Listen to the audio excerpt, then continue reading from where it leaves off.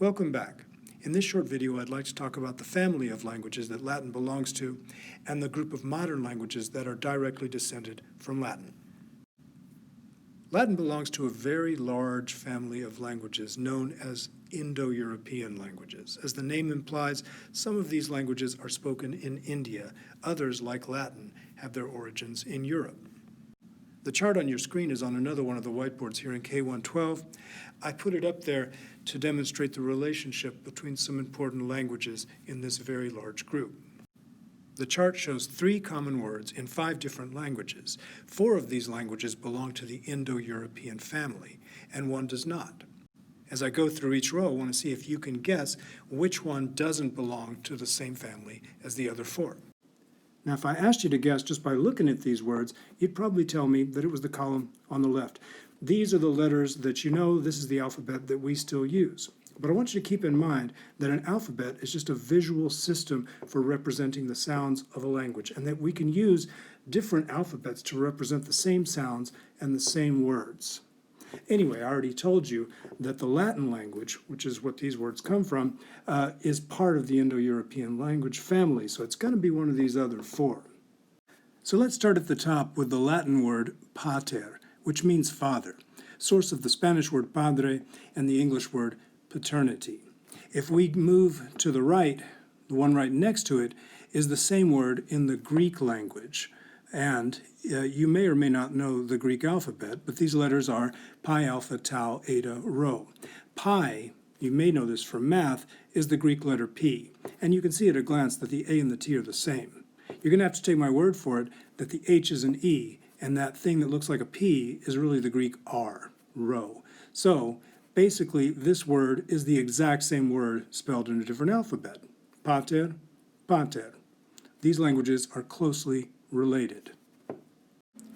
One square farther to the right, and we come to the Sanskrit word for father. Now, Sanskrit is the ancient literary language of India. It's like the Latin of India, source of modern languages like Hindi and Bengali. But this is the word for father right here. All right, it's spelled in an alphabet called Devanagari, and this is a syllabic script. You don't need to know what that means, really, but you read one syllable at a time. The first part here together says P, P-I. The second part right next to it says Tur, T-R. So we don't have the word pater, meaning father, but we have the word Pitter, right? Pater, pater, Pitter. It's the same word, but as we move farther away, Latin and Greek are very closely related. Sanskrit is more distant, but it's the same basic combination of letters to mean the same thing. So again, this language is part of the family. Now in the next box, we see the word for father written in Farsi, otherwise known as Persian. This is the language of Iran. It's written today in the Arabic alphabet, but it used to be written in a completely different way. This proves my point about that you can write the same word, the same language, in more than one alphabet. Here's a language that has changed its alphabet because when the Islamic religion came to Persia, they stopped writing their language as they had done before and adopted the language, the alphabet, in which Arabic was written, the language of the Quran. This is a language written from right to left, right? It goes backwards, and generally speaking, only the consonants are written. We usually don't write vowels in Arabic and Persian. But if I tell you what those consonants are, we have a P, and then we have a D, the middle one, and then we have an R. Now I could add some vowel marks to that, but my fat fingers won't do it on this screen. There's a little line under the P, there's a little line over the D, and that means that this word is pronounced pedar. Pedar. All right, so you see a pattern here? Pater, pater, peter, pedar. Now finally we come to the Arabic language itself, al-lugha al-Arabiya. Now here the word for father is written in the same alphabet used to write Farsi or Persian, right? The Arabic alphabet, but you can tell that it's different just by looking at it. I've even written the little vowels to make the differences all the more clear. The first letter here this line with a little vowel mark over it, that says A. The second letter, that's a B, and that little vowel mark right there says Un. So abun, or in composition, abu, is the word in Arabic that means father. All right, so let's step back and think about it for a second. Pater in Latin, pater in Greek, Peter in Sanskrit, pedar in Farsi, and then abun in Arabic. Which one doesn't belong? Right? Obviously it's Arabic, because Arabic belongs to the Semitic language family, right? A completely unrelated family of languages. Now, for some of you, the word Semitic may call to mind the phrase anti-Semitic, and that's because the Hebrew language, the language of the Torah, the language spoken in modern Israel, also belongs to this language family. It's as closely related to the Arabic language as Latin is related to Greek. Now, I'll run through the second two rows very quickly because I've already revealed the answer. The Arabic language does not belong to the Indo-European family. The word for mother in Latin is mater. Think maternal or maternity. The Greek word is almost the same. Instead of an A, we have an E. The Greek word for mother is meter. Right? Instead of mater, it's meter. The Sanskrit word, instead of meter, like Peter, is mitter.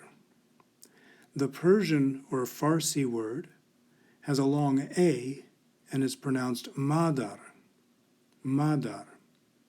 And then finally, the Arabic word, completely unrelated, different language family, is People are often referred to as father or mother of somebody in Arabic, the Caliph Abu Bakr, the singer Kulthum. This brings us to the Latin word for brother, which is frater. Think fraternity, or even frat. The Greek word right next to it begins with the letter PH. That first letter you see there, the circle with the line through it, that usually comes into English as a PH, which you probably know is pronounced just like an F. But the word is frater. It's exactly the same word. Greek has another word, adelphos, which is much more common. It's a synonym. But the word frater exists as well. When we move to the Sanskrit column, we come across a very complicated looking word, which I won't break down for you, but just sound it out. Because this doesn't sound like frater at all. It sounds like the word we use in English, bruhiter. Bruhiter.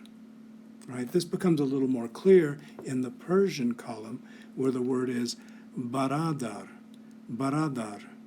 Obviously, these two words are cognate with the English word brother, because English, too, is an Indo-European language, as are all the Germanic languages. It's another branch of this very large family.